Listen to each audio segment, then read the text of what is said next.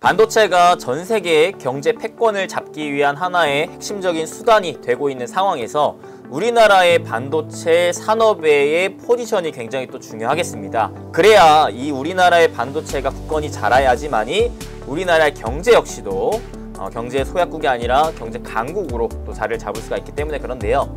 자, 그 중에 또 가장 중요한 게 뭐겠습니까? 바로 우리나라의 1위 기업인 삼성전자겠죠.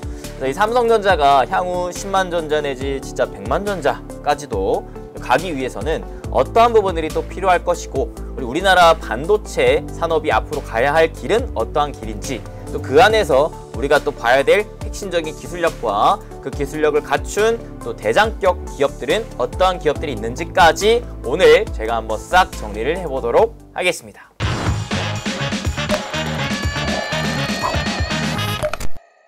행부 반갑습니다. 여러분들 위한 여러분들을 위한 부자TV 행부 파트너 수빈쌤입니다. 자, 오늘부터 제가 이름을 새롭게 수빈쌤으로 바꿔서 진행할 건데, 여러분들과 좀 더 친근하게 다가가기 위해서 쌤이라고 불러주시면 감사하겠습니다.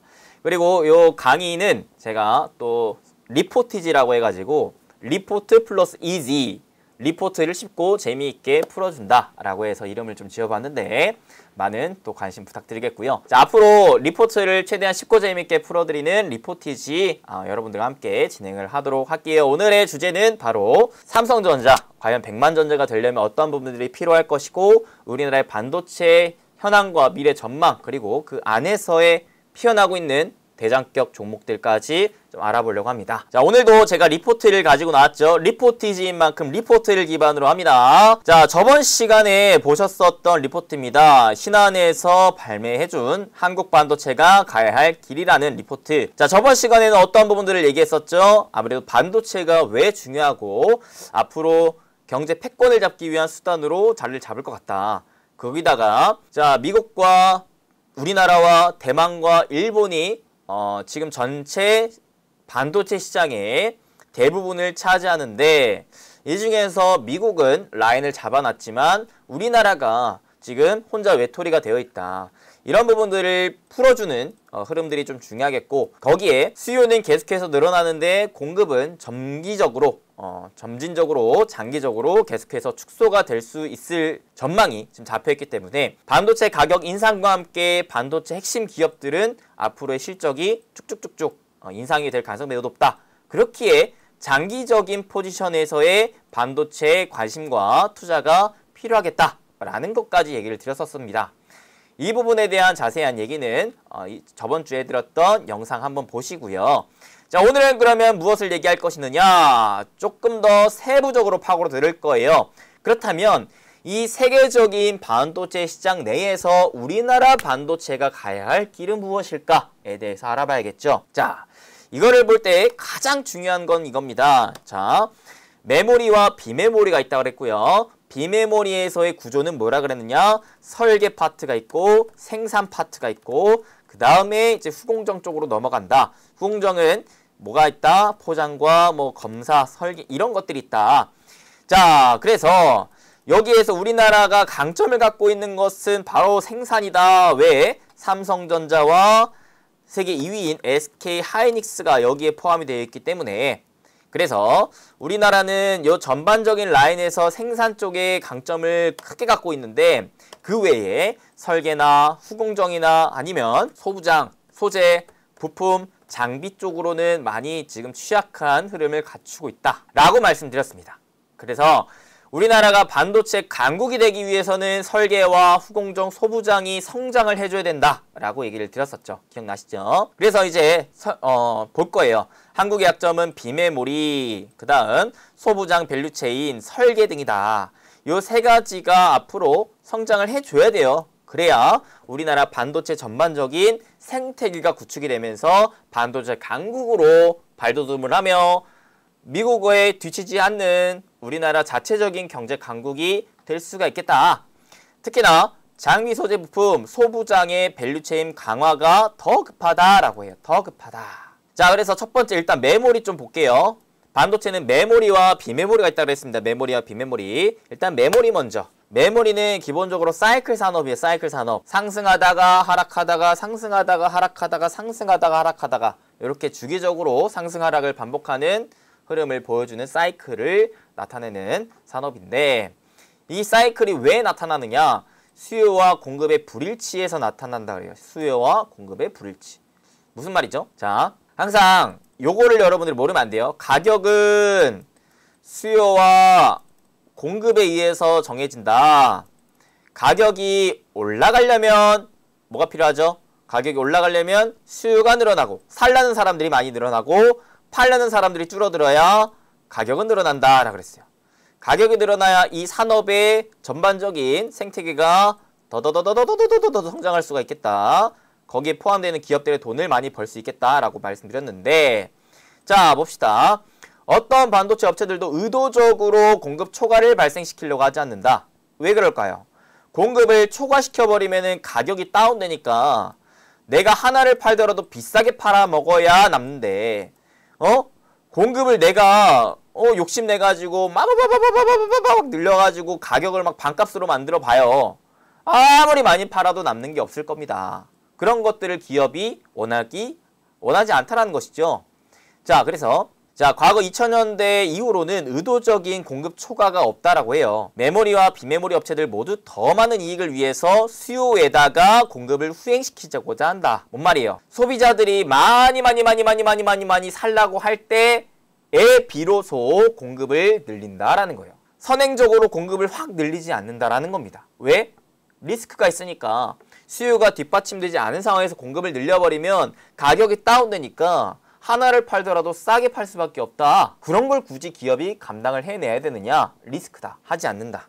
기본적으로 수요가 많이 되는 거를 확인하고 나서 공급을 조금씩 늘린다 라는 얘기입니다. 근데 그럼에도 불구하고 공급 초과가 발생하는데 왜 때문이냐? 수요 예측을 틀리기 때문이에요. 이 정도 많이 늘어날 것 같은데? 라고 생각하고 내가 조금씩 공급을 늘리고 있었는데 이 예측이 틀려버린다라는 거죠.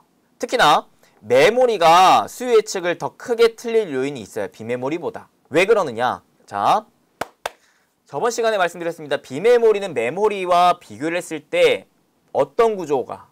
설계를 기반으로 생산을 한다 그랬어요. 필요한 기업이 야! 이것 좀 만들어주지 않을래? 라고 요청을 하면 그것대로 생산하고 만들어 간다 그랬습니다. 그래서 고객 중심의 칩이 나온다 그랬죠. 그렇기 때문에 이 고객이 설계 요청을 하지 않으면 굳이 생산을 하지 않아요. 그러니까 수요가 기본적으로 뒷받침되는 걸 확인하고 생산을 하기 때문에 비메모리는 사실 공급 초과 현상이 잘 나오지가 않습니다. 하지만 메모리는 달라요. 이 규격화가 되어 있습니다. 메모리 칩은 규격화가 되어 있기 때문에 그냥 규격화된 대로 찍어내야 돼요. 찍어내면은 이제 살려는 사람들이 그 규격화되어 있는 모델들을 하나씩 사는 거예요. 그러니까 공급하는 입장, 생산하는 입장에서 전체 시장의 캐파를 내가 예상을 해야 돼요.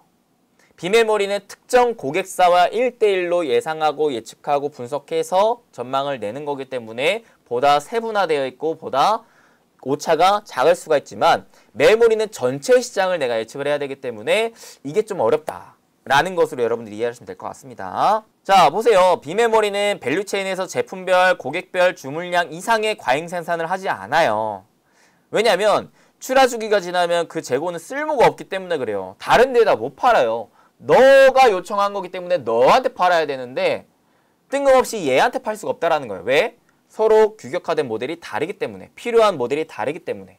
하지만 메모리는 그렇지 않다.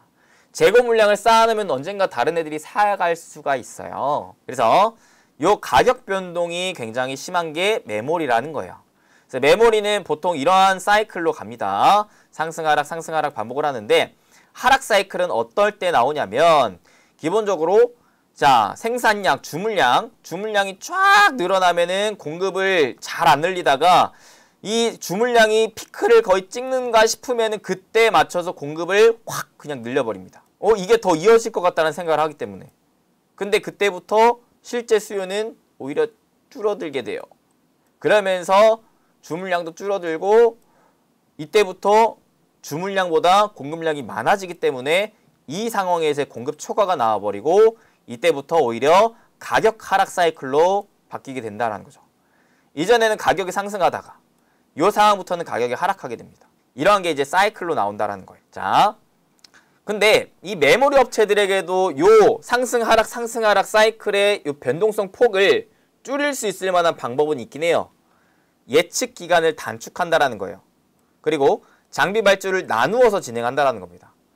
내가 2년, 3년, 5년, 10년 내다보고 캐파를 확 늘리는 게 아니라 당장에 한 1년, 한 반기 정도 내가 예측을 한 다음에 조금씩 늘린다라는 겁니다. 캐파를, 생산량을. 그러면은 아무래도 요 오차를 비교적 줄일 수는 있겠죠.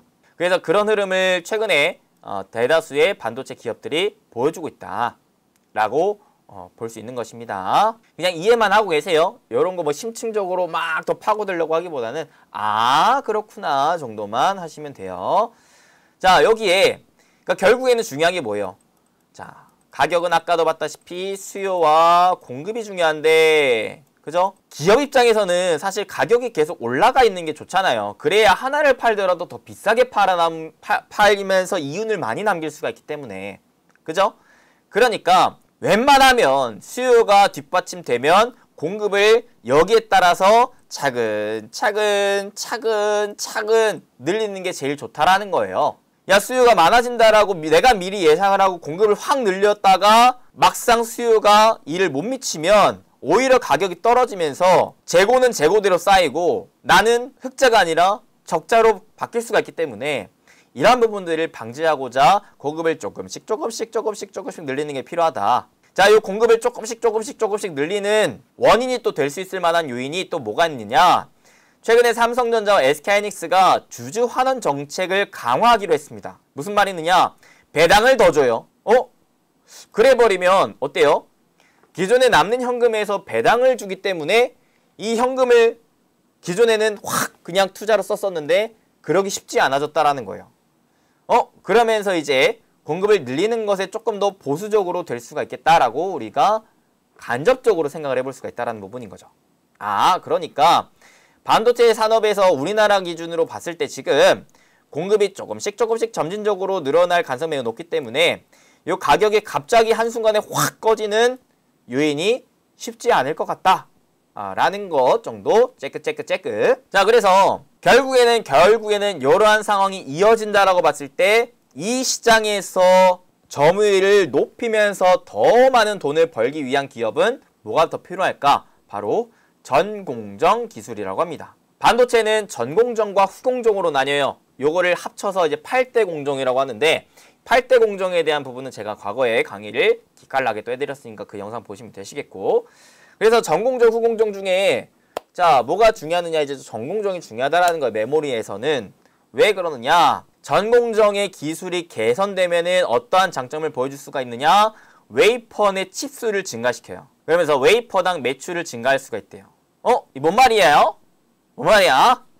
자, 웨이퍼라는 게 뭐냐? 반도체 칩을 하나를 만들 때 있어서요, 일단은 그 기본이 되는 판때기를 의미합니다. 자, 요거죠. 반도체 8대 공정에서 첫 번째 웨이퍼 제조 공정. 보시면은 여러분들이 잘 알고 있는 반도체 칩이 요런 식으로 생겼어요. D램 메모리 칩이 요런 식으로 생겼고, 그죠? 낸드는 요런 식으로 생겼는데, 요거를 만들 때 있어서 기본적으로 판때기를 먼저 만들어야 될 거 아니에요. 판때기에 지금 하나 지금 부품들을 꽂아 놓은 거니까, 소자들을 꽂아 놓은 거니까, 요거 그냥 판때기를 만들 때 있어서 중요한 웨이퍼. 그러니까 피자 도우라고 생각하세요. 피자 도우. 내가 피자를 탁 만들고 싶은데 피자 도우에 내가 먼저 도우를 쫙 얇게 만들어야 될 거 아니에요. 동그랗게, 그죠? 동그랗게 만든 요 피자 도우에 뭘 할까요? 피자를 맛있게 하려면 토핑을 맛깔난 것들을 요소 집어넣어야겠죠? 토핑이 많으면 많을수록 피자가 맛있잖아요. 그죠? 그리고 그 토핑에 들어가는 그 재료가 신선하면 신선할수록 맛있잖아요. 그런 겁니다. 그래서 이 반도체 하나에 비용이 비싸기 위해서는요, 피자의 가격이 비싼 애들은 토핑이 좋은 게 올라가고 많이 들어가잖아요. 반도체도 마찬가지입니다. 하나의 요 웨이퍼에 반도체 칩이 많이 좋은 것들이 꼽히면 꼽혀 있을수록 더 비싸게 팔 수가 있어요. 그거를 가능하게끔 하는 기술력이 부각이 될 거라는 겁니다. 왜? 비싸게 팔 수 있으니까. 단순하게. 알겠죠? 그래서 웨이퍼가 있으면은 여기 안에 들어가는 칩 토핑 수를 늘려야 된다. 늘려야 된다. 그래야 이 웨이퍼를 하나를 팔더라도 더 비싸게 팔 수가 있기 때문에 단위 매출당 원가가 개선된다라는 거죠. 그래서 전 공정 기술이 앞서 있는 업체가 동일 업황에서 더 많은 돈을 번다라는 거고, 이를 통해서 돈을 많이 벌면은, 제가 반도체 얘기할 때 가장 강조했던 게 기술 격차가 시간이 지나면 지날수록 더 벌어질 수밖에 없다. 왜? 삼성전자가 가장 잘했던 거. 기존에 없던 새로운 기술을 만들어요. 이거를 비싼 가격에 팝니다. 후발 업체들이 따라온다? 그러면은 공장을 확 늘려서 더 싸게 팔아서 이윤을 확 남겨요. 그죠? 그러면 이 번 돈으로 또 뭘 해요? 신규 기술에 대한 투자를 또 해요. 한 걸음씩 한 걸음씩 계속 나아갑니다. 후발 업체들은 이제야 이거를 쓰려고 하는데 막상 내가 돈을 막 쏟아부어갖고 만들었는데 이미 이거를 했던 업체가 싸게 팔아버리니까, 공장을 많이 늘려놔서 본인들은 생산을 많이 할 수 있어서 싸게 팔아버리니까 가격 경쟁력에도 뒤처지고, 그러다 보니까 점점 뒤처질 수밖에 없는 게 후발 업체다 라고 했죠. 이것도 마찬가지. 자, 피자를 비싸게 만들 수 있는, 맛있게 만들 수 있는 업체가 나타났어. 기존에 있던 피자가 아니야. 이거는 완전 그냥 먹으면 그냥 막 그냥 뿅이가. 근데 얘가 이거를 점점 싸게 파네요. 그러면은 그냥 기본적인 피자를 파는 애들이랑 비교했을 때, 야씨 이거 먹을 바에 이거 먹지 라고 하면서 수요가 일로 쫙 몰린단 말이에요. 그러면은 돈을 확 벌고 이를 토대로 더 맛있는 피자를 만들기 위한 개발에 돈을 쓸 수가 있다는 거죠. 그러면 얘가 이제 점점 앞서 나갈 수가 있는 거예요. 그런 걸 이제 얘기를 하는 겁니다. 아시겠죠? 그래서 이 공정기술 난이도가 상승하고 있다는 점은 결국 공급 증가율 둔화로 장기적으로 공급이 지연되어 반도체 공급 시대를 예상하게 한다. 뭔 말이죠? 전체 반도체를 만들 수 있는 생산업체가 A 있고 B 있고 C 있고 D 있고 E 있고 F 있고 많았는데 A랑 B가 너무 많이 앞서 나가요. 그러면은 다른 애들은 어떻게 돼요? 도태돼. 아우 장사 안 돼. 접어 할 수 있다라는 거죠. 그러면은 전체 반도체 캐파가 점점 줄어들 수가 있다라는 것입니다. 그러면 여기에서 앞서 나갔던 A랑 B가 독식을 하면서 얘네는 오히려 돈을 더 많이 버는 시대가 나올 수가 있다. 자, 그래서 지금 이 격차를 만들기 위한 방안으로 차세대 메모리 또는 메모리 후공정에 대한 기술 중요도가 또 높아질 것으로 예상을 한다고 하는데, 야, 차세대 메모리 요것도 한번 봅시다. 지금은 메모리 시장은 디램과 낸드로 이원화가 되어 있어요. 그냥 디램 또는 낸드예요. 메모리는 끝이에요. 끝. 디램과 낸드를 같이 써야 돼요. 왜? 서로 간의 단점을 보완해주고 있기 때문에. 디램은 빠른 속도가 장점이에요. 그래서 주 기억장치 역할을 합니다. 낸드는 낮은 원가와 영구적인 기억장치 역할을 합니다. 디램보다 조금 늦긴 하지만 싸고 영구적으로 기억할 수 있어요. 그러니까 일단은 당장에 빨리 기억하고 휘발되는 역할을 하는 거는 디램. 그렇지 않고 내가 오래 저장을 하면서 좀 값싼 거를 쓰려면 낸드. 이렇게 두 가지를 같이 쓰고 있는 상황인데, 그래서 디램은 속도에 대한 장점, 낸드는 영구 기억과 원가 경쟁력에 대한 장점을 갖고 있는데, 근데 디램은 어떠한 단점? 영구 기억이 불가능하다는 단점, 낸드는 느리다라는 단점이 있겠죠. 근데 이 단점에 소비자들은 크게 개의치가 않다라는 거. 왜? 얘네들을 그냥 다 쓰면 되니까. 다 쓰면 서로의 단점을 보완하면서 장점만 살릴 수가 있으니까. 그래서 디램과 낸드가 지금 이원화, 얘네 둘이 같이 쓰여지는 시대가 열리고 있는데, 근데요, 디램 낸드에서 추가적으로 새로운 메모리 반도체를 만들기 위해서 지금 대다수의 기업들이 기술 개발을 하고 있어요. 근데 이게 잘 이루어지지가 않아. 상용화가 되지가 않아. 만들어낸데도 상용화가 안 되는 게 뭐냐면, 자 보세요. 디램은 빠르다. 속도에 대한 장점이 있죠. 그리고 낸드는 싸다라는 장점과 영구적이라는 장점이 있어요. 그러면 생각해보세요.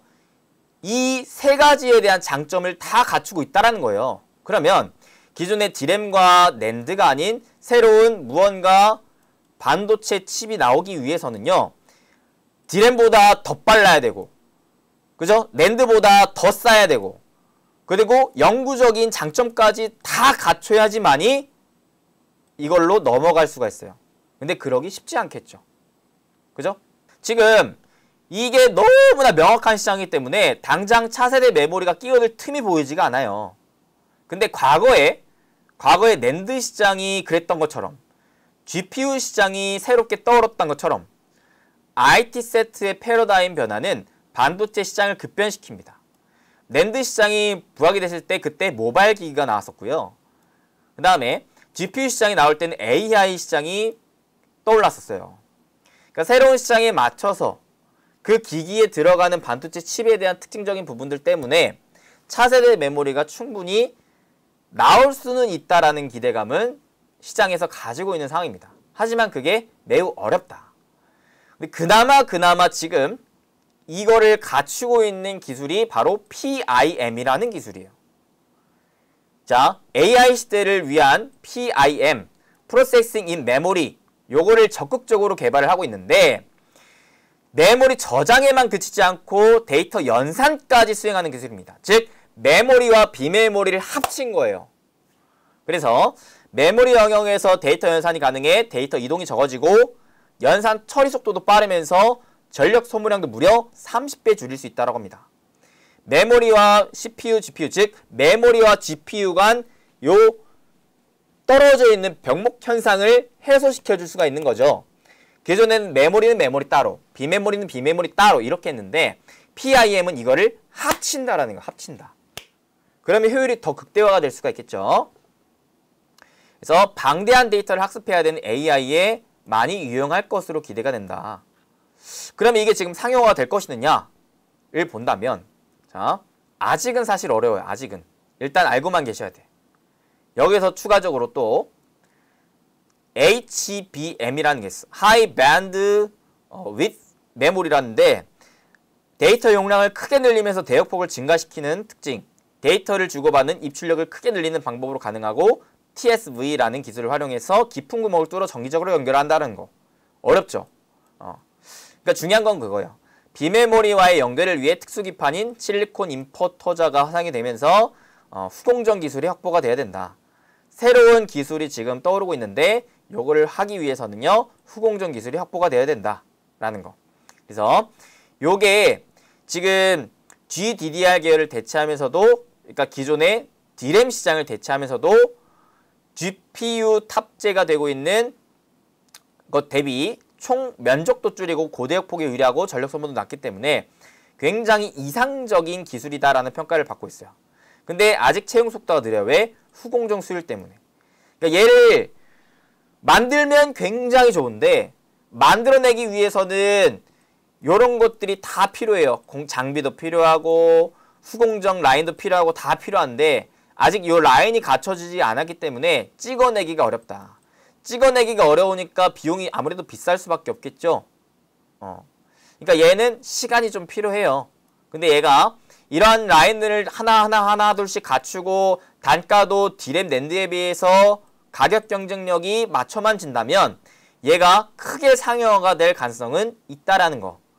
그래서 일단은 지금은 관심은 가는 상태에서 이 가격이 얼마나 낮춰질 수 있을지를 관찰하고 그 관찰하는 상황에서 가격이 적정 수준으로 낮아졌다면 요거 관련된 기업들을 위주로 우리는 주목을 해봐야 된다라는 정도 생각만 하고 있으면 될 것 같습니다.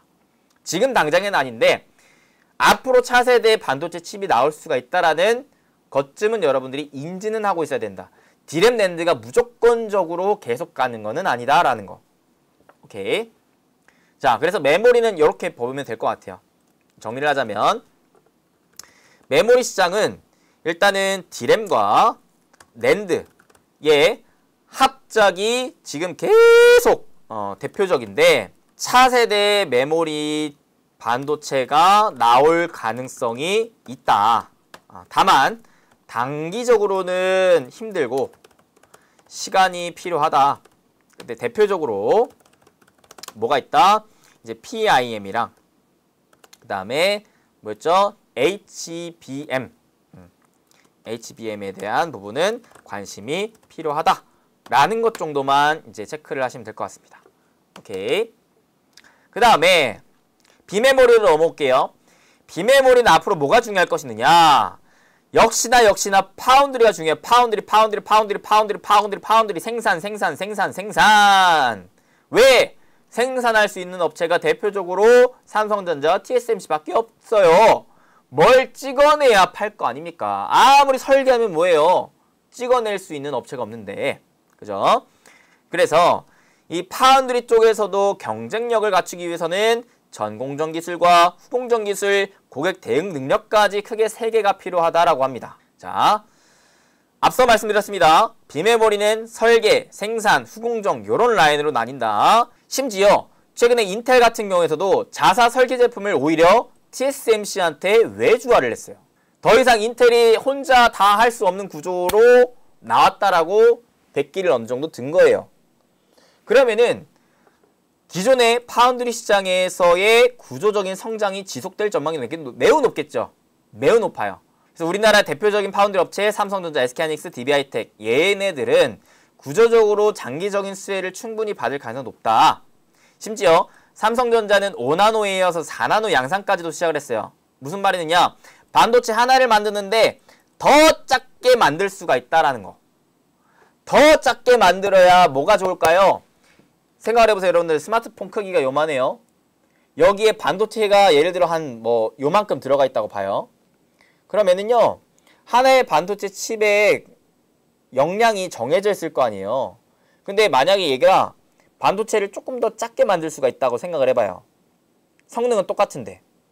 그러면은 요 똑같은 크기 내에 반도체가 더 많이 들어갈 수가 있기 때문에 요 스마트폰은 다른 스마트폰에 대비해서 더 많은 양의 역할을 수행할 수가 있겠고 더 빠르겠죠. 그래서 반도체는 결국에는 더 작게 만드는 게 가장 키포인트입니다. 이거를 초미세 공정으로 간다고 해요. 초미세 공정. 아까는 하나의 도우에 많은 토핑을 올렸다면은 여기에서 더 중요한 거는 이 도우를 얼마나 더 작게 만들 수가 있느냐. 한 입 거리로 먹어야 더 맛깔나잖아요. 그죠? 그렇게 생각을 하시면 돼요. 그래서 이 작게 만드는 게 더 힘들어요. 더 힘들어. 아니 여기 넣어야 되는 토핑은 정해져 있는데 도우를 어떻게 줄인대? 아 어려워. 근데 그 어려운 걸 해내야 앞서 나가는 기업이라는 겁니다. 자, 그래서 지금 삼성전자는 올해 3나노 공정까지도 양산할 계획이다. 점점 작게 가고 있다는 겁니다.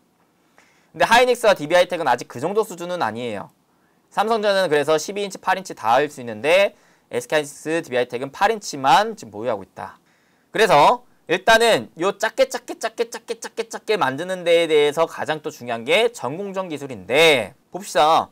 트랜지스터 사이에 전자이동이 짧으면 반도체 속도가 빨라진다. 짧은 선폭을 이뤄내기 위한 겁니다. 짧은 선폭. 생각해보세요. 자, 하나의 도우에 많은 토핑을 올려야 돼요. 그러면은 어떻게 해야 되겠어요? 기본적으로 이 토핑과 토핑 간의 간격을 줄여야지만이 이거를 더 압축시켜야지만이 하나의 도우에 많은 토핑을 그대로 올릴 수가 있겠죠. 전체적인 도우 크기를 줄일 수가 있겠죠. 이래요. 그러니까 요 간격을 줄여야 돼요. 기존에는 그냥 듬성 넣었다면은 요거를 좀 더 촘촘히 해야 된다라는 거. 자, 이런 게들이 이제 아무래도 고객의 선택을 받기 유리하다. 자, 그래서 이렇게 된다면 처리 속도도 증가되고 소비 전력도 감소돼요. 근데 요거를 하기 위해서는요. 뭐가 필요하느냐? GAA 공정이라는 게 필요하답니다. 4나노 미만 선폭부터는 요 GAA라는 공정이 필요하대요. 자, 그래서 삼성전자는 3나노부터 TSMC는 3나노 또는 2나노부터 GAA 공정을 적용할 계획이다라는 거죠. 요게 이제 새로운 변화죠. 새로운 변화. 그래서 요게 먼저 성공하는 게 아무래도 대형 고객사들에게 수주를 선점할 전망이 높다. 그래서 아무래도 내년부터는 이 GAA 공정을 갖춘 기업들이 앞서 나갈 수 있지 않을까 라고 이제 생각을 해볼 수가 있다는 겁니다. 그래서 점차 이런 식으로 변화가 되고 있어요. 트랜지스터 기술이 이런 식으로 변화가 되고 있습니다. 지금은 기존의 FIN, FET에서 GAA로 이렇게 넘어오려고 하는 거예요. 그냥 하나로 푸앙 뚫는 거에서 이제 이렇게 가로로 뻑뻑뻑뻑 뚫는 거. 이게 근데 너무 어려워요. 너무 어려워. 삼성전자도 이걸 오랜 기간 준비했는데 아직 안 되고 있어. 그래서 요거를 만약에 삼성전자가 이뤄낸다 하면은 이제 TSMC에 비해서 앞서 나갈 수 있는 자격 요건을 갖춘 거죠. 그러니까 삼성전자가 10만 전자, 100만 전자가 되기 위해서는요.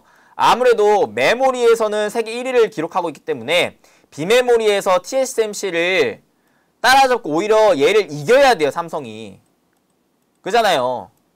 그래야 새로운 판이 깔리고 삼성이 더 성장할 수 있을 만한 밑바탕이 될 건데 TSMC보다 앞서 나가기 위해서는요. 가장 중요한 게 초미세예요. 초미세. 얼마나 더 반도체를 작게 만들 수가 있느냐. 근데 그 작게 만들기 위해서는 요런 구조가 필요하다. 요런 구조가. 응? 토핑을 그냥 하나하나 자자자자자자자자 얇게 치는 겁니다. 그러면은 예를 들어 봐요. 예를 들어 피자에 뭐가 들어가? 치즈가 들어가죠? 치즈가 이제 전류라고 생각을 해봐요. 전류야. 치즈가 그냥 예를 들어 뭐야? 포테이토 피자라고 해볼까요? 감자가 이렇게 있어. 감자가 이렇게 있는데 치즈가 여기 감자에 그냥 겉에만 살짝 뿌려져 있는 것보다 감자를 사사사사사사 슬라이스를 쳐가지고 여기 칼집을 삭삭삭 내는 거야. 그러니까 칼집을 낸 거에다가 치즈가 그 구멍에다가 들어간다고 생각을 해봐봐요. 그럼 그 포테이토 그 감자를 먹을 때 얼마나 그 안에 있는 치즈가 막 만끼게 되면서 얼마나 맛있겠어요. 그죠? 더 맛있잖아. 그러니까 똑같은 거예요. 반도체가 있는데 이거를 보다 더 촘촘하게 받고 싶고 더 작게 하고 싶고 이거의 효율을 더 높이고 싶어. 더 성능이 높은 반도체를 만들고 싶어. 그러면은 치즈라는 이 전류를 토핑 사이사이에 착착착착착착 흩뿌려줘야 되는데 그러기 위해서 토핑에 요 칼집 같은 거를 좀 내줘야 된다. 라는 정도로 그냥 이해를 하세요. 그게 굉장히 어렵다고요. 여러분들. 어려워. 그거를 삼성이 해낸다면은 10만 전자 꿈이 아니다. 꿈이 아니다. 아시겠죠? 두 번째는 이제 후공정 기술입니다. 후공정 기술. 후공정은 이제 오사트가 담당하는데 요거는 아무래도 상대적으로 전공정 대비 기술이 어렵지는 않아요. 상대적으로. 근데 자, F5라든지 TSV 요거 같은 신규 후공정 기술 도입으로 후공정으로도 큰 폭의 반도체 성능 개선이 가능해졌다. 그러니까 쉽게 말해서 후공정도 새로운 기술이 나오고 있다라는 거예요. 그러면서 격차가 발생되고 있다. 실제로 애플이 지금 칩 제작을 TSMC에 100% 의존하고 있는데 TSMC의 F 제작 능력이 가장 크게 작용을 했다라는 거예요. 그러니까 지금 삼성과 TSMC가 대결 구도에 있는데 서로 조금이나마 기술력으로 앞서가야지 설계하는 애들이 뭐야 야 너네가 우리 거 해줘 너네가 우리 거 해줘 될 수 있다라는 거예요. 왜? 얘네가 만든 피자가 더 맛있으니까. 그잖아요.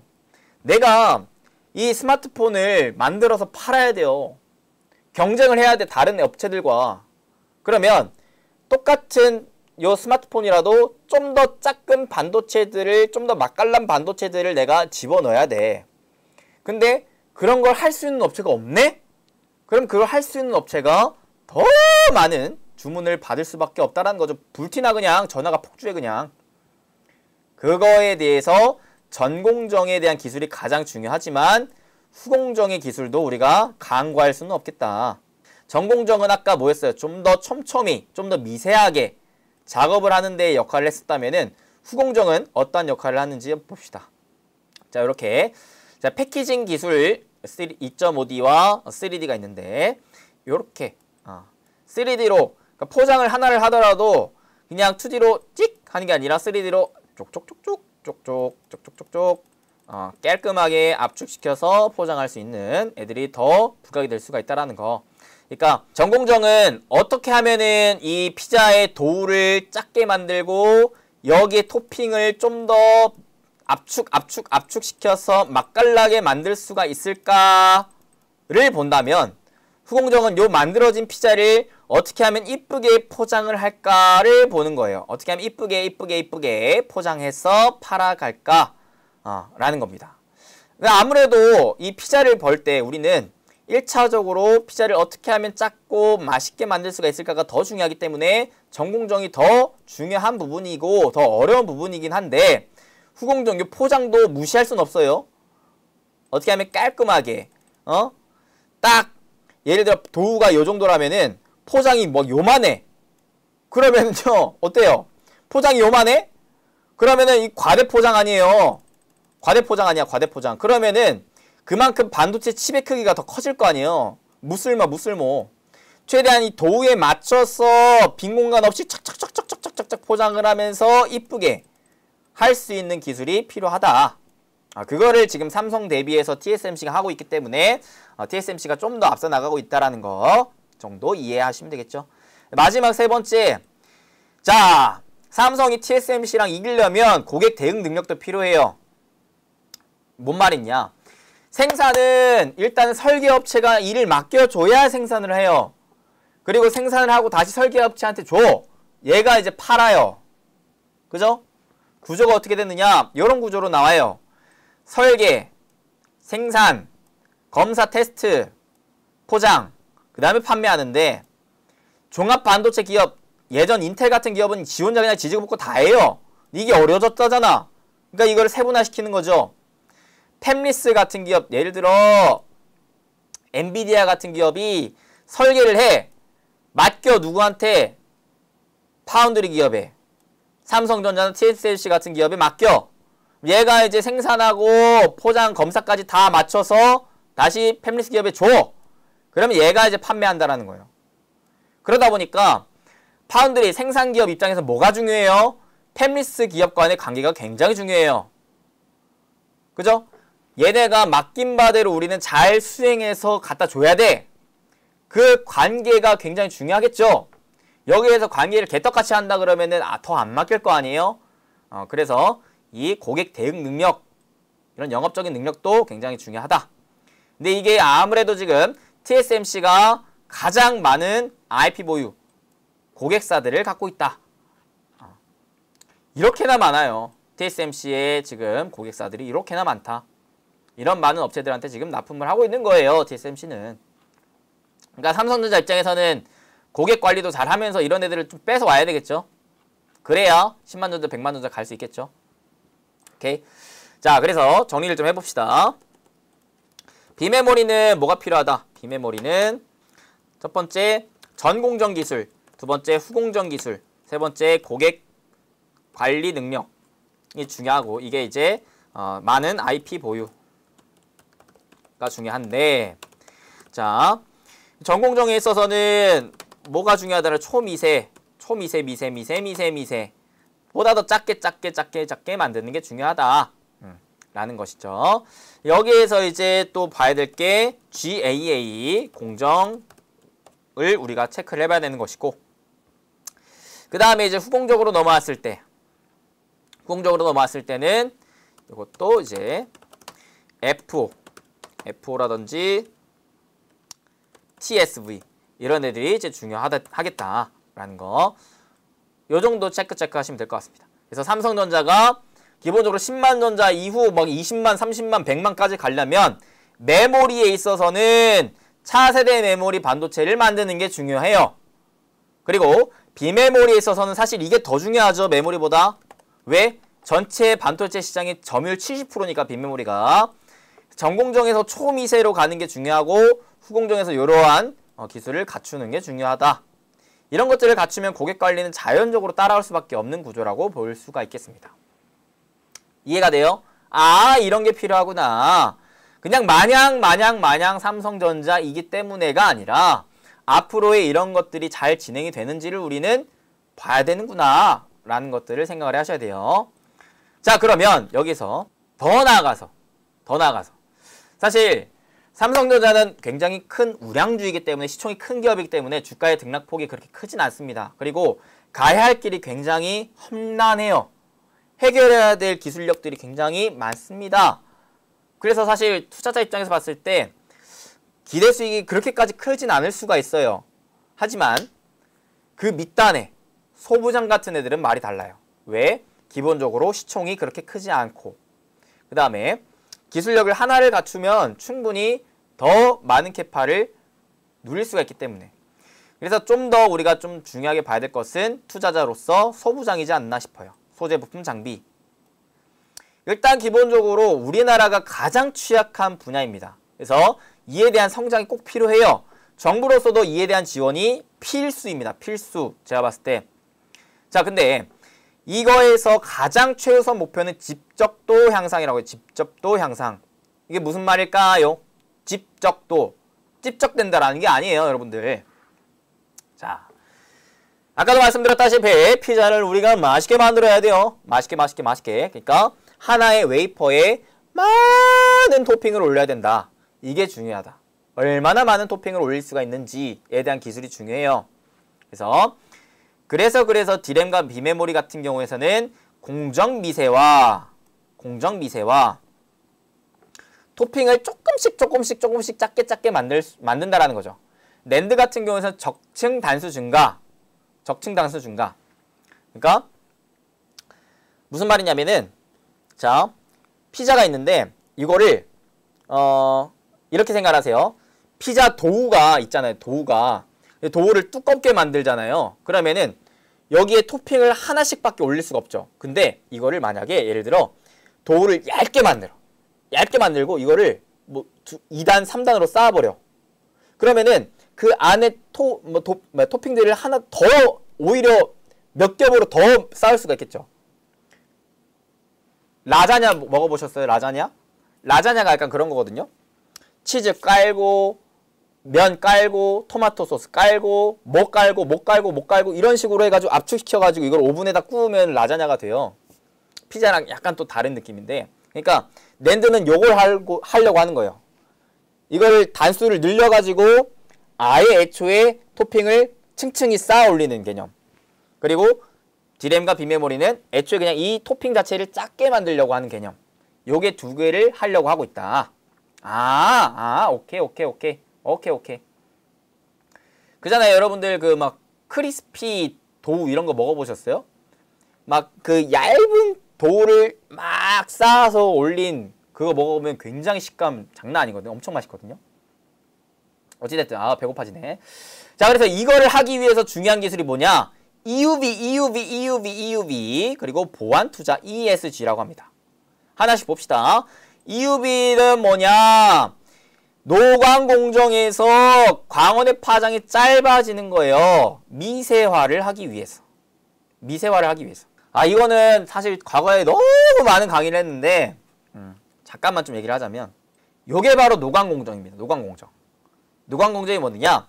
자, 우리가 도우에다가 토핑을 올릴 거예요. 토핑을 올리는데 반도체는 우리가 하나하나 손으로 올리는 게 아니야. 어떻게 하냐면 마스크라고 해가지고 예를 들어 여러분들 그 과거 조선시대에 활자 아시죠? 활자를 딱 짜가지고 먹을 쫙 묻힌 다음에 먹을 바르고 그 다음에 이 한지에다가 탁 입히면은 그 활자대로 여기에 탁 인쇄가 되잖아요. 그죠? 그런 개념이에요. 이 마스크라는 활자를 탁 만들고 이 먹을 묻히는 게 아니라 빛을 쏴요. 빛을 쏘면은 여기에 도우에 웨이퍼에 그 마스크에 있는 활자 그대로 입혀지는 게 바로 반도체 칩에 도우를 올리는 개념이거든요. 그러면 생각해보세요. 여기에서 많은 토핑을 세세하게 올리고 싶으면 인쇄를 시키고 싶으면 뭐가 중요하겠어요?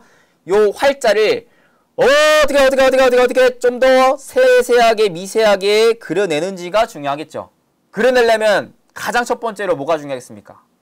붓이 얇아야 돼. 붓이 두꺼운데 어떻게 촘촘하게 미세하게 그리겠습니까? 그림을. 붓이 얇아야 돼요. 그 붓이 얇게 하는 역할을 하는 게 반도체에서는 바로 EUV다, EUV. 파장이 얇다라는 거예요.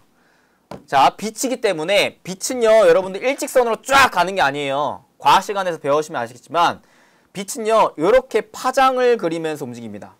이렇게 파도처럼 물결을 그리면서 움직여요. 그러면요, 요 파장의 높낮이가 크면 클수록 어떨까요? 그림이 두껍게 그려지겠죠. 근데 이 파장이 얇게 이런 식으로 흘러간다면은, 그러면은 그림이 더 얇게 그려지겠죠. 그거를 도입을 하는 거예요. 어떻게 하면은 요 빛을 이렇게 미세하게 쏠 수가 있을까에 대한 개념을 들어가는 겁니다. 아, 그게 EUV구나. 요렇게 이제 빛을 쏘는데 빛을 얼마나 더 촘촘하게 쏠 수 있느냐가 중요하구나. 아, 그래서 비메모리에서는 7나노, D램에서는 점점 EUV가 적용되고 있다. 파장이 14배 짧아져가지고 더 세밀하게 그릴 수 있다라는 겁니다. 아, 이렇게 봐봐요. 이렇게 이제 파동이 이런 식으로 가는데 점점 요게 이렇게 여기는 완전히 그냥 또또또또또 이렇게 간다라는 거예요. 이렇게 또또또또 가기 때문에 그림이 더 미세하게 붓을 원래는 요렇게 그렸다면은 점점 이게 두께가 가늘어진다라는 거예요. 그러다 보니까 그림을 더 이쁘게 그릴 수가 있겠죠. 세밀하게. 아, 그게 바로 EUV다.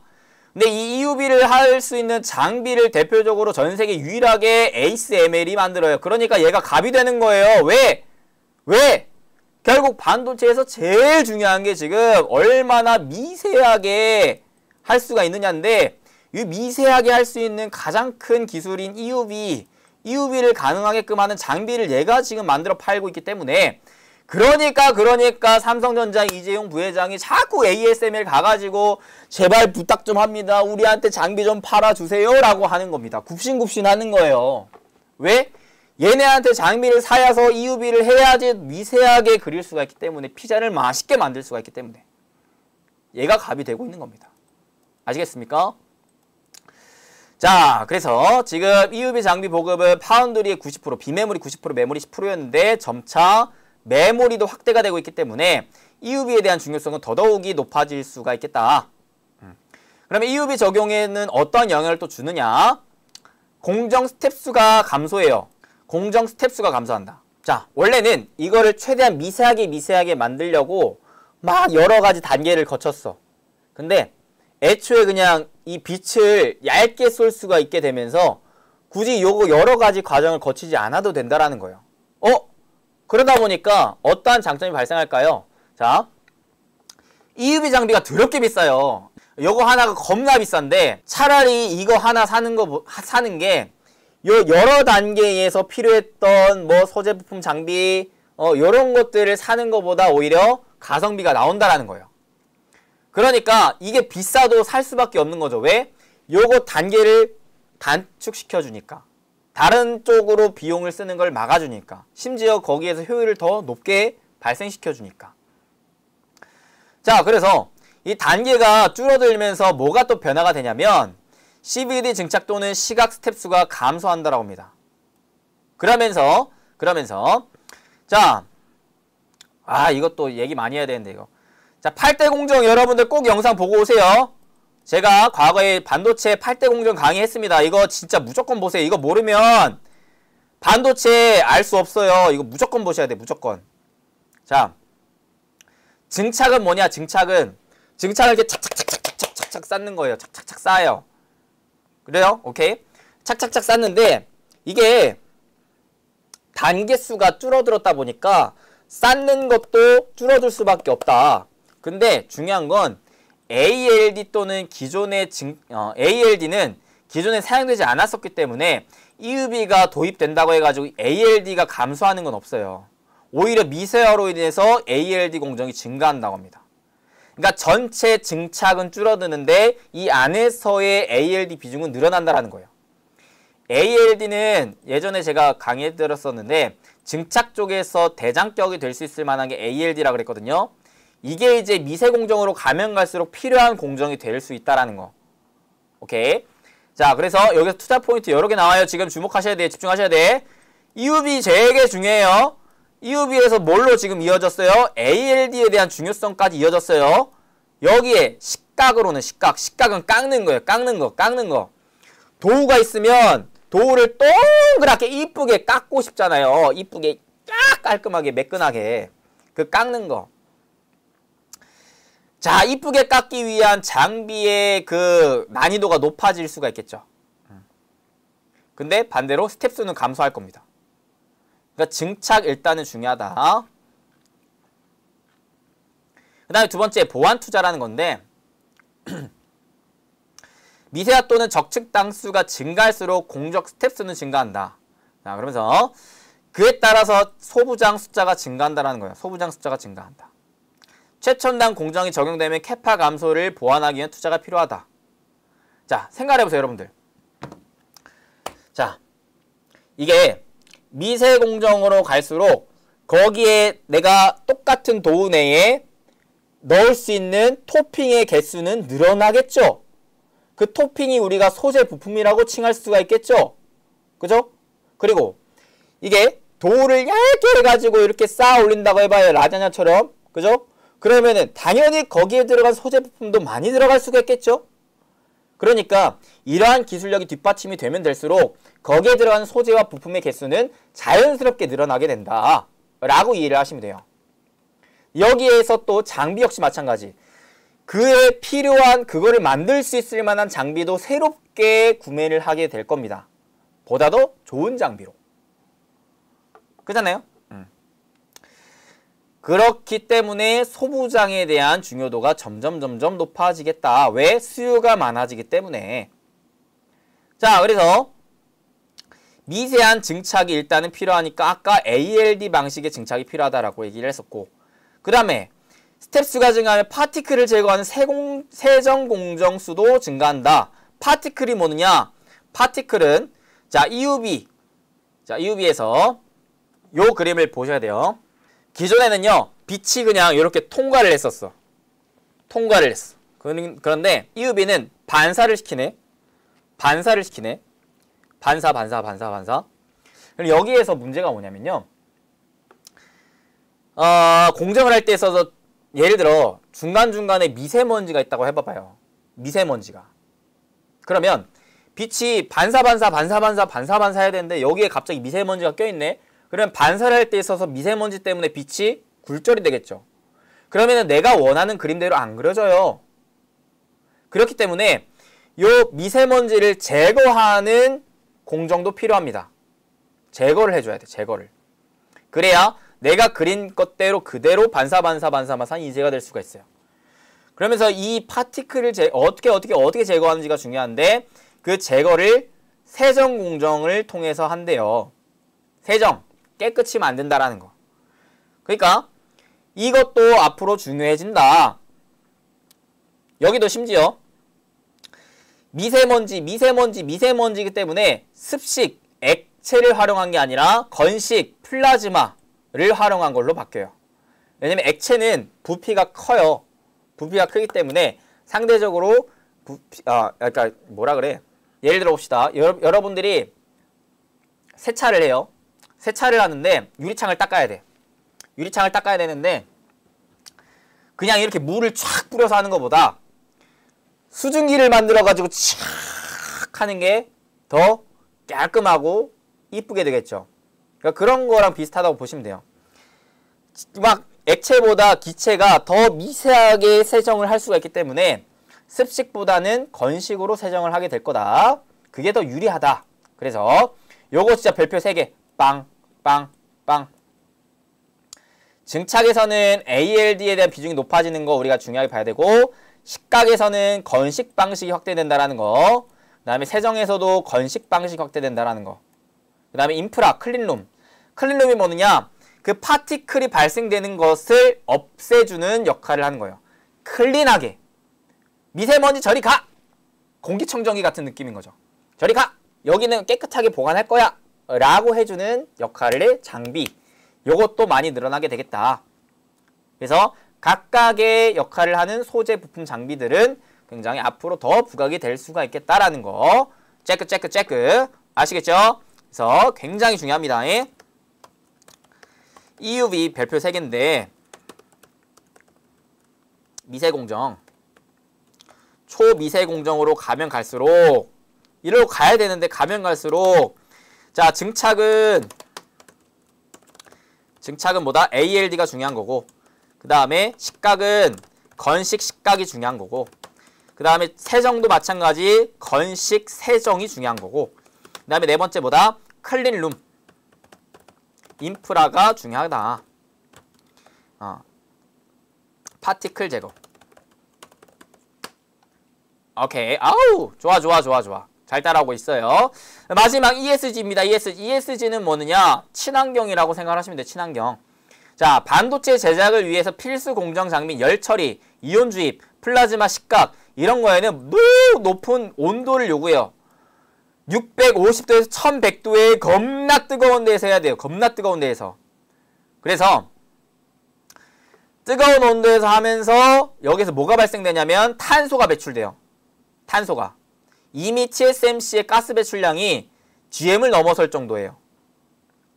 그러니까 반도체 생산을 많이 할수록 어떻게 탄소 배출도 많아진다. 이거를 줄여야 돼요. 왜? 전 세계적으로 탄소 제로, 탄소 중립으로 간다라고 발표를 했고 여기에 비용을 부과한다라고 얘기를 했기 때문에 이게 다 나중에 비용이 돼요. 이거를 줄여야 돼. 정부에서도 이거를 압박할 수가 있거든요. 근데 지금 보시면 TSMC랑 삼성전자는 아무래도 기술력에 의해서 얘네 이 탄소 배출량이 좀 많아요. 근데 상대적으로 인텔은 좀 적네요. 만약에 이런 상황에서 인텔이 기술력이 올라온다 하면은 오히려 얘가 더 부각이 될 수도 있어요. 정부에서 밀어줄 것이기 때문에. 그러니까 TSMC랑 삼성전자 입장에서는 인텔만큼이나 요 탄소 배출량에 대한 것들을 줄일 필요가 있겠다. 라는 겁니다. 그러니까 반도체에도 결국에는 재생에너지 활용을 해야 돼요. 재생에너지 활용. 그러면 또 궁극적으로 반도체와 동반 성장을 할 수 있을 게 신재생에너지, 친환경. 와우. 그죠? 자, 그래서 그러면 이 친환경으로 할 수 있는 역할을 하는 또 공정이 뭐가 있느냐? 공정 챔버 내 진행 온도가 상승하면서 액화 물질이 기화되며 유해가스 발생량이 증가를 해요. 그래서 요 가스를 정화하는 장비가 스크러버라는 게 있어요. 스크러버. 요게 이제 가스를 정화시켜주는 역할을 하기 때문에 요거에 대한 수요도 지금 늘어나고 있다. 그래서 스크러버 관련 애들도 앞으로의 수요가 늘어날 수 있다라는 점도 체크. 그래서 소부장 밸류체인 국산화는 생산업체들에게 유리하다라는 얘기인데 왜 그러느냐? 예를 들어봐요. 내가 생산을 해야 되는데 내가 피자를 만들어야 되는데 피자에 필요한 도우, 그 다음에 토핑, 그 다음에 피자 오븐 이런 것들을 내가 다 사야 돼. 사야 되는데 해외에서 구매하는 게 편하겠어요? 국내에서 구매하는 게 편하겠어요? 아무래도 국내에서 구매하는 게 편하겠죠. 왜? AS도 즉각적으로 되고 이 구매에 대한 협의도 즉각적으로 할 수가 있잖아요. 그죠? 그래서 불량 대응, AS도 즉각적으로 할 수가 있겠고 유지 보수도 신속하게 할 수가 있겠고 그 다음에 서로 간의 소통도 잘 되기 때문에 그래서 웬만하면은 국산께 좋다.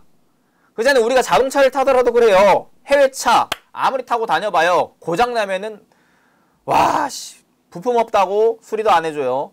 업체도 많이 없어요. 하지만 국산은 다르죠. 그러니까 삼성전자 입장에서도 어떻게든 소부장 국산화를 해줘야 돼요. 그래야 보다 더 효율이 높아질 겁니다. 근데 아직도 해외 업체들이 장악을 했죠. 해외 업체들이 장악을 했어.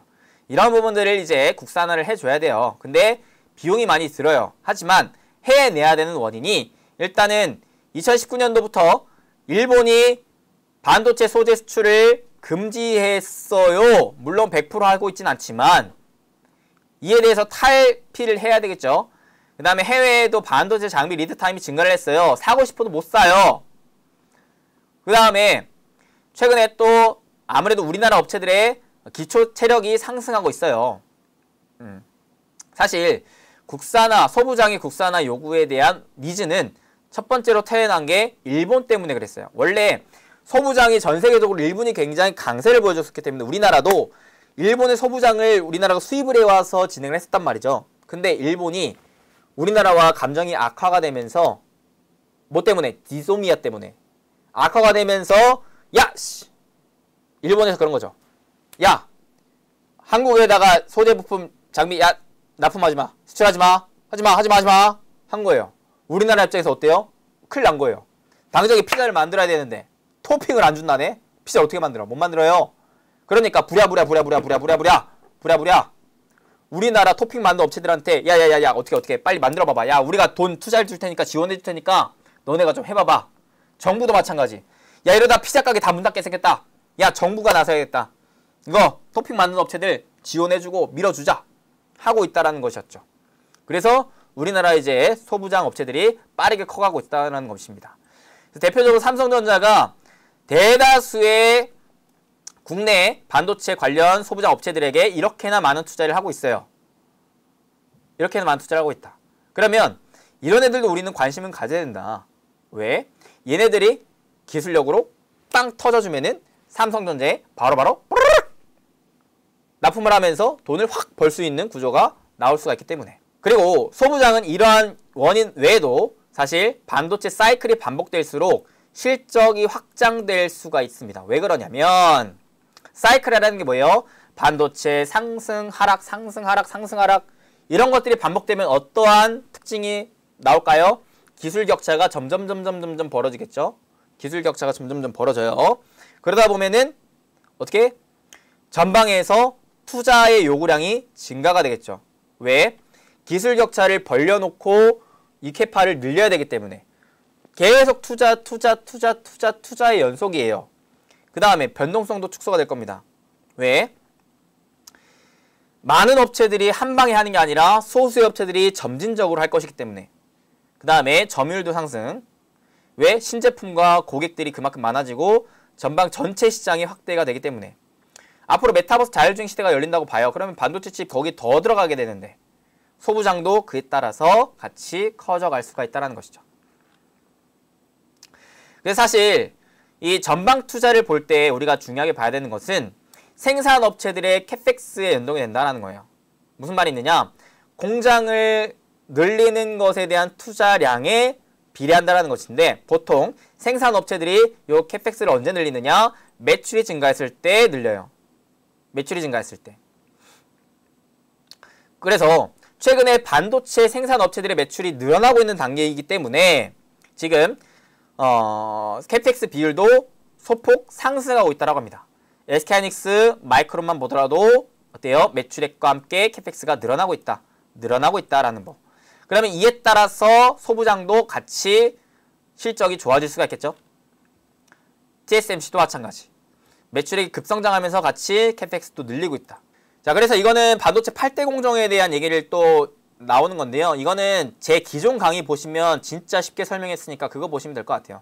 자, 이렇게 해가지고 삼성전자가 향후 10만 전자, 100만 전자가 되기 위해서는 어떠한 요인들이 필요하고 그 안에서 우리나라 반도체의 전망은 또 어떠한지에 대해서 좀 알아봤습니다.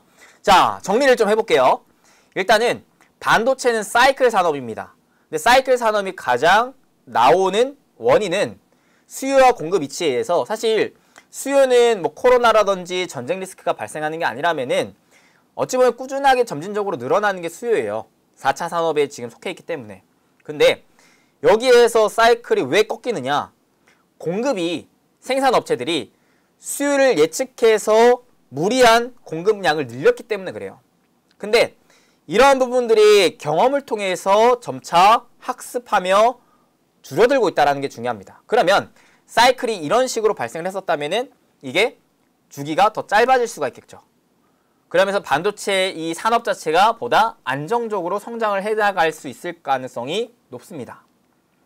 그러면 하락 사이클 때 싸게 모아가는 관점으로 펼친다면 반도체는 사실 굉장히 좋은 투자처가 될 수가 있어요.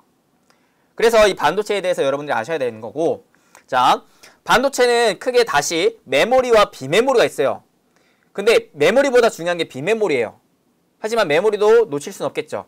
메모리는 지금 디램과 낸드 시장으로 나눠져 있습니다. 근데요, 디램과 낸드도 계속 평생 간다는 보장은 없어요. 그래서 차세대 메모리 칩을 만드는 업체가 있다면은 걔가 크게 두각을 나타낼 가능성이 매우 높습니다. 그래서 삼성전자가 이를 위해 계속해서 투자를 하고 있는 상황이고요. 대표적으로 PIM이라든지 HBM 이러한 기술을 우리가 주목해 볼 필요가 있겠다. 이런 애들이 실질적인 상용화 되면서 가격 경쟁력까지 갖춘다면은 관련한 제품을 생산할 수 있는 업체들이 크게 부각을 받을 수가 있겠다라는 거 체크를 하시고, 그 다음에 비메모리 쪽으로는 뭐가 중요하느냐? 피자를 예시로 들었습니다. 피자의 크기가 점점 작아지는 게 중요하다. 한 입 사이즈 조금 더 맛있게, 그죠? 피자 사이즈를 줄이기 위해서 일단은 도우의 사이즈를 줄여야 되고, 그 안에 토핑을 최대한 촘촘 박는 게 중요하다라고 그랬습니다. 그래서 전공정에서는 그 초미세 관련된 공정, 노광 공정이 제일 중요하다. 그래서 EUV를 얘기를 드렸고, 공정에서는 GAA 공정으로 가고 있다는 것도 말씀드렸습니다. 그래서 이 EUV 공정으로 갔을 때의 중요한 포인트는, 자, 미세 공정이기 때문에 증착도 ALD의 증착으로 가야 되는 것이고, 그 다음에 식각도 건식 식각, 그 다음에 세정도 건식 세정으로 가야 된다. 그래서 이거를 관련돼서 납품하는 장비 업체들이 나중에 돈을 많이 벌 수가 있겠다라고 생각을 해볼 수가 있겠고, 더 나아가서 이제 클린룸, 파티클을 제거하기 위한 클린룸 인프라를 또 만드는 업체도 주목을 해봐야 되겠죠. 그 다음에 이제 후공정으로 넘어와서는 당장에는 이제 삼성전자보다 TSMC가 앞서 나가고 있는 게 F5라는 기술, 그 다음에 이제 TSV라는 기술인데, 이러한 기술도 중요하다. 하지만 전공정이 더 중요하다라는 것 정도 체크를 하시면 될 것 같아요. 그 다음에 이제 이 기술을 갖춘 상황에서 많은 고객을 확보한다면 충분히 삼성전자도 TSMC랑 이 경쟁을 펼치면서 우위를 점하면서 전 세계 반도체 1위 기업으로 다시 재도약할 수가 있을 것이다 라는 얘기를 좀 드렸습니다. 그래서 삼성전자에 대한 전망 알려드렸고, 이 안에서 국내 소부장 업체들도 충분히 투자의 기회들이 열려 있다라고 말씀드렸습니다. 왜? 점점 더 많은 토핑들을 넣어야 되는 상황으로 연출되고 있기 때문에 그 토핑들을 파는 업체들도 충분히 기대를 해볼 수가 있겠다라는 부분입니다. 그래서 오늘 이런 부분 말씀드렸으니까 반도체에 대해서 다시금 깨달으셨길 바라겠고, 반도체 투자 포인트에 대한 방향성과 전략까지 여러분들 한번 세워보셨으면 좋겠네요. 사실 반도체에 있어서는 과거 8대 공정 강의 외에도 많은 강의를 해드렸으니까 그 강의를 다시금 여러분들이 복습하시면 더 큰 이해가 되실 거라 생각합니다. 앞으로도 리포트를 쉽고 재미있게 리포티지 여러분들에게 최대한 많은 다양한 양질의 정보를 쉽고 재미있게 풀어드릴 수 있도록 노력할 테니까, 오늘 이 강의 조금이나마 도움 되셨으면 돈 드는 거 아니니까 좋아요 꾹 한 번씩만 눌러주세요. 네, 좋아요 꾹 한 번씩만 눌러주시고, 여력이 되시는 분들은 구독과 알림 설정까지만 좀 부탁드리겠습니다. 그럼 저는 또 다음에 더 좋은 정보와 영상으로 찾아뵙겠습니다. 여러분들의 행복 파트너 수빈쌤이었습니다. 감사합니다. 수고하셨습니다. 뿅.